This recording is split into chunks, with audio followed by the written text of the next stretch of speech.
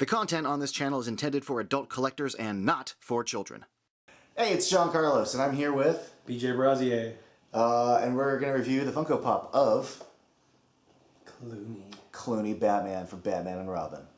Before me and BJ get to talking about this pop, I got to unbox this pop.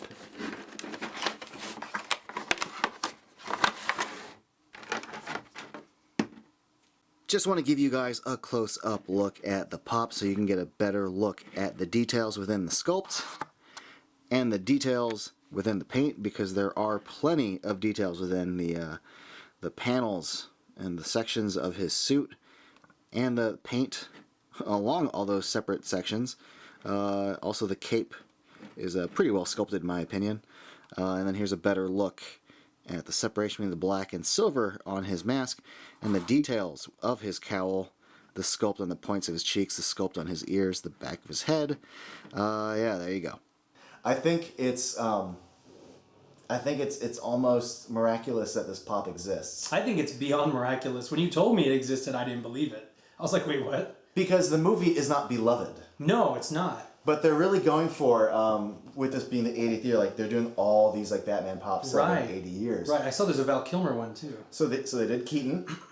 They did like a Keaton and Nicholson Joker like 2-pack. They did Val Kilmer, so I think they're like, well, and they've already done Bale, so they're like, well, we just got to keep going. And they've done Adam West. This is the only one that they haven't done. Well, they did Bennifer, right? Yeah, they've literally done all of them. Except for George Clooney. Batfleck.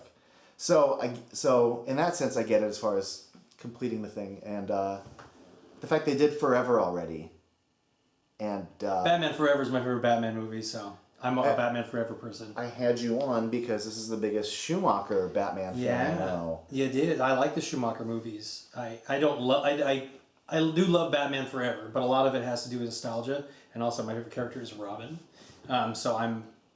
But I actually like the Schumacher, the first Schumacher, quite a bit. Batman Forever. Did not like Batman Returns so much. I like the design, but everything else I'm not a fan of. But Batman and Robin, I think Batman and Robin is very underrated. I'm also a fan of the TV show, and if you, as an adult, go back and watch the TV show and then watch Batman and Robin and go, it's just a high-budgeted episode of the TV show. It feels like the movie version of... Yes. Like, you know, in the 90s, and they're like, we're taking Addams Family, we're going to make a movie out of it, and the Brady Bunch. Like, it felt like, I remember that Batman show, let's make a movie, where, like, they click and the skates come out, and... Which I love. Mr. Freeze shows up, and then these henchmen come out from behind the set. Yeah. The henchmen just show up. And it makes sense to me that that is a complete 180 and kind of a downer from the Batman Forever, Batman Returns, Batman world we'd already, like... If you're locked into... And I think we were all locked into that. We wanted, I know I wanted another Batman Forever. When I saw Batman and Robin, while I enjoyed it, I was very let down because I was like, I wanted another Batman Forever. I wanted lighthearted and fun, but I wanted dark. I wanted... But now that you know, it's a movie I can say it's bad, but I have a great time watching it. Yeah, I enjoy Batman Forever or Batman and Robin? Batman and Robin. Oh, Batman and Robin, yeah. I don't think Batman Forever is a bad movie. No, Batman Forever isn't, but Batman and Robin is. Batman and Robin is a... But I have a good time. I enjoyed it. I have a really good time. And my 7-year-old thinks she thinks that's her favorite Batman movie. That's her favorite Batman movie, but she's 7. So she'll love this. Well, she can't touch this because it's mine. She can't touch Clooney. Clooney is all mine. Can't touch this. So they did the Val Kilmer one, which was... we had Keaton and we had Kilmer both in black suits, so I feel like doing another black suit would be redundant. Right.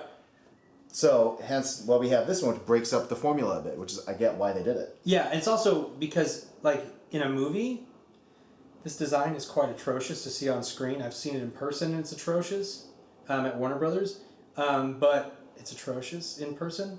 However, as a toy, which is what the intent was in this costume, was we have to make toys. And as a toy, this looks great. Like, this costume is like, wow, that's really exciting. It's like Snow Globe Batman or something. You know, like icicle fighting Batman. The city's covered in ice, so let me put on my silver ice suit. Yeah. Which looks like my sonar suit, but repainted. Yeah. It's bad. Yeah. Also, the big problem with Batman and Robin, well, not the big, one of the major problems of many, is the fact that they use the same three piece storyline from Batman Forever, just without all the cool parts. Oh yeah. Like, we go here and do this. We go here and do this, and at the end, we get new suits, and we go here and we do this. Mm-hmm. It's the exact same. One villain's already made, one villain gets made. Yes. Team up. Yes, we had a new character in. We use the same score. Who Alfred makes a costume for. Use the exact same score. Nothing is different. Nothing new. And then they just made a Robin in, suit, I made a Batgirl suit. Yeah, it's the exact same. I put on a Sonar suit, now we put on a new suit. An ice suit that is just the Sonar suit, just bluer. Because the Sonar suit is a silvery black. In this movie, the rubber is a dark blue. And then they painted all these pieces silver and added some pieces to it. Like these little weird, his brass knuckles. Yeah. Are really bizarre. The ones that shoot out and it goes through a wall and looks really fake on paper. Yeah. And then the weird Batman logos. Oh no, I think he had those on the Sonar, but they were black. They're like the silvery black. And all these weird little silver like camouflage things.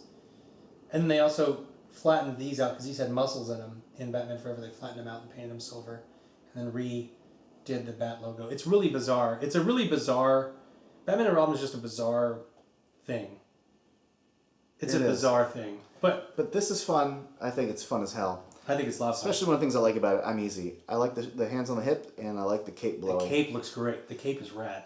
This sculpt is incredible. It is for its size. Yeah, I think it's great. I think there's so much intricate detail that I think that I think it came out great. I think it's great. And the silver paint follows everything really, really well. Yeah, absolutely. Like, they could have messed a lot of that up.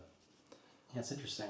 I think it's cool. I think it's cool that this exists. Well, see, my thing is that obviously being a Robin person, I want the Robin silver one with the silver weird cup and all that stuff.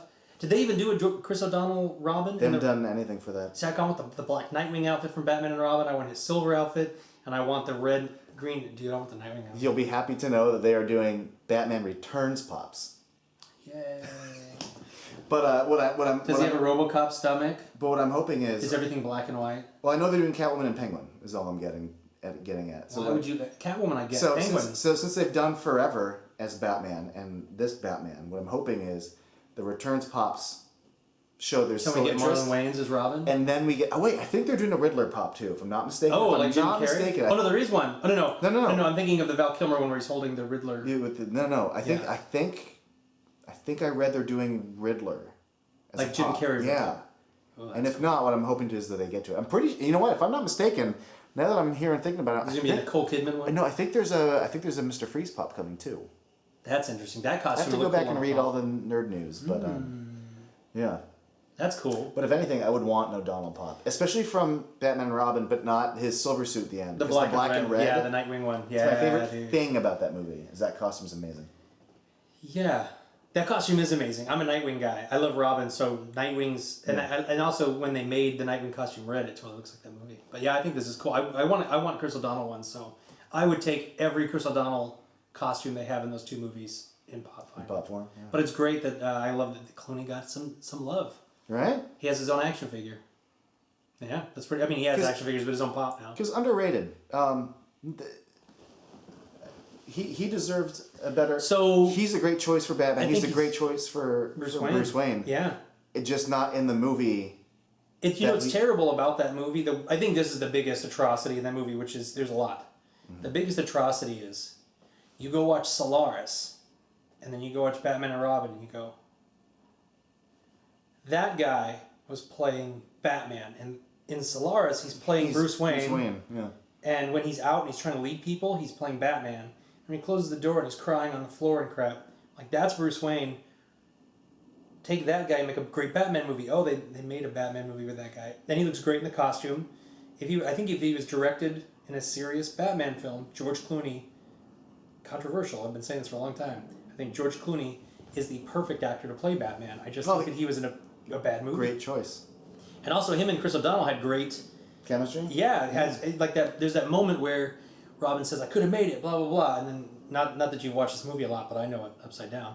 He's sitting, there's this great light on his eyes in the Batman costume, and he says, you could have splattered your brains all over the side of the building. And I'm like, that's Batman from the comics. Like, that's him. He looks like him, he sounds like him, he acts like him. But then you have, I freeze on Batman, which is... It's great, and now we have that Batman. Yeah, that's awesome. But yeah, I think George Clooney is underrated and deserved a better movie. This really is a good sculpt, though. I think it's great. I actually like the back quite a bit. The cowl's awesome. They went the extra mile to do the back. Like that's impressive. God. And also here's another thing that I noticed that we were talking about before is that if you look closely, he's wearing a blue colored suit with a silver little part, on the nose or on the eyes. But George Clooney wore black makeup around his eyes, even in this costume. In fact, in the movie, sadly, this was actually a mistake. At the end, when he's talking to Mr. Freeze and he's on the ground and they've destroyed the satellite thing, you can see where his makeup ends because the mask is falling on him, and you can see where the makeup ends right here, and you see his skin tone. But his makeup is black; it doesn't match the navy of the costume. So on the toy, they actually made him have black guy liner on, which actually matches the movie. That's extra stuff they don't really have to do, but it's really cool if you actually are into. So good job, Funko people. Yeah, Funko killed it, man. Yeah. I think that's great. Thanks for watching. What started out as a pop review and just became like Batman and Robin review. 10 minutes of talking about Batman stuff. All right. Good times. Peace.